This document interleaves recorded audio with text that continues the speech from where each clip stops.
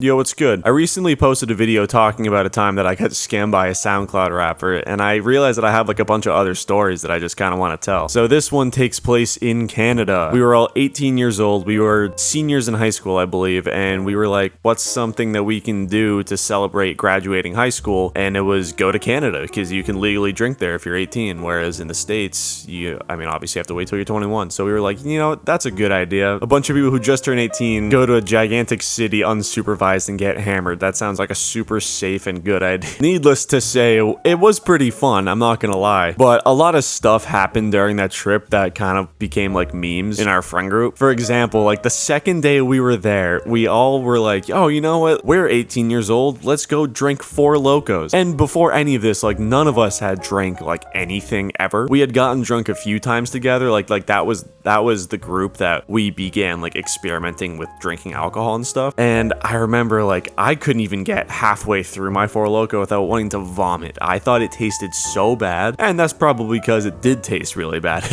I was a watermelon Four Loko. I remember I had a genius Instagram post. I posted a picture. It was four of us. I took a picture of all of our Four Locos in a circle, and I captioned it, Four Locos with my four brocos. And after that, honestly, my Instagram feed has just kind of gone downhill. Long story short, my friend threw up in a bathtub, and it was bright pink, like the watermelon Four Loko. But that's not the story that I wanted to tell. What's something that a group of 18-year-olds would obviously want to do in a new city? They're able to drink, they're able to go out to clubs, and they're horny as hell, probably. That's right, go to a strip club. So we did some research, we found some pretty sketchy places, but we did find one that was like one of the fanciest looking places ever, and like all of the people in line looked so wealthy, and we were just like a bunch of bums pretty much. I remember the outfit that I was wearing was a pair of Adidas track pants, like the skinny kind. I thought they looked super fresh for like whatever reason. I think that they looked pretty dumb looking back on it, but those pants are like the most important part of the story. And I think I just had like a sweatshirt on and some Vans. The line is so long, but we finally get to the bouncer. We all get in except me. This dude, and I'm not even joking, this guy was the scariest looking dude. If just picture like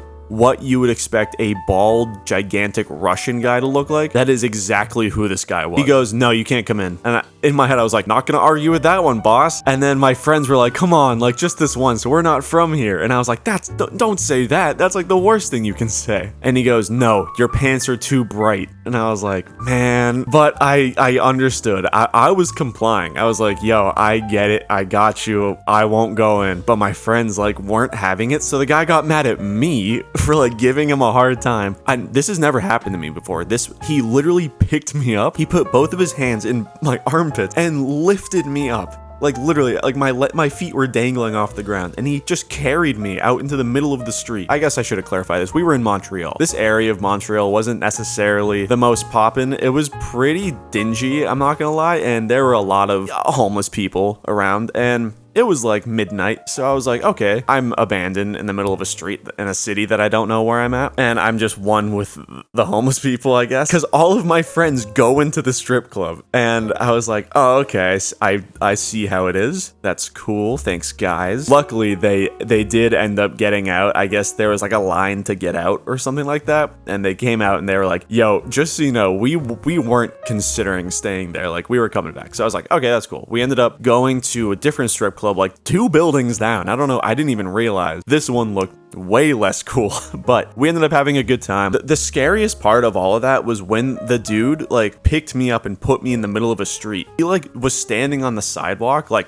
watching me as if like, I don't know if he thought I was gonna try to like sneak back in or something. I am the last person to do something like that. I am horrified of doing shit like that and like getting in trouble. And then so I just look over, I'm on my phone. He starts like walking over to me, and I'm like, dude, I'm gonna get the shit kicked out of me in the middle of Canada just because of my pants. And I don't know, I don't really remember what happened. He just said something to me like how I needed to like walk away, and I was like, whatever. We ended up going to this one next door, and there was this dude, one of the bouncers. I promise you, like twice the size of the scary Russian dude, and he was the nicest guy I've ever met. So I guess I kind of lucked out with that place. But yeah, that's my short little story. All right, well, follow my TikTok. Thanks for listening. Be sure to like and subscribe. All right, see you.